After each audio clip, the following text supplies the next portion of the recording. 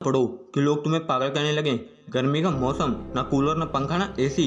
पिछड़ा हुआ गांव जिसे शहर में 4 लोग भी नहीं जानते थे। सड़क कितनी कच्ची कि 4 कदम भी चलना मुश्किल हो। परिवार की हालत कुछ ऐसी कि साला खुदकुशी करने का मन करे। कमाने वाला एक पिता और उस छोटी सी कमाई पर पलने वाली 3 औलादें और माँ। रात ढल रही थी। पूरा गांव एकदम गर्मी से परेशान, इस करवट से उस करवट, बस करवटें बदल कर अपनी नींद पूरी कर रहे थे।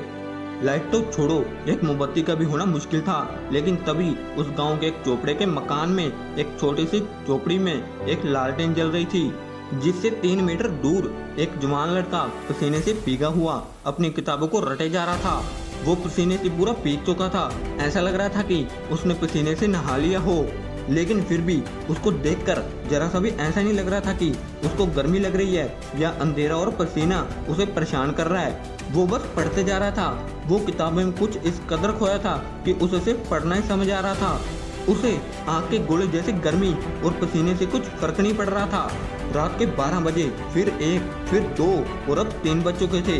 ना जाने वो लड़का कब से पढ़ने बैठा था, लेकिन अब तक पढ़ रहा था। लेकिन तभी अचानक पूरे कमरे में अंधेरा छा जाता है। एकदम खूब अंधेरा पूरे कमरे को अपनी चपेट में ले लेता है। दरअसल वो लालटेन अब बुझ चुकी थी। उस लड़के के मन में क्या चल रहा होगा, क्या आप बता सकते हो?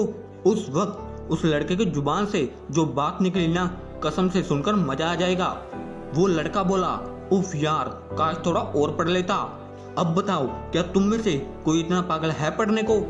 उस लड़के को गांव में सब पागल कहते थे। गांव वालों से पता चला कि वो लड़का कब पढ़ने बैठता, लेकिन कब तक पढ़ता रहेगा कोई नहीं बता सकता था।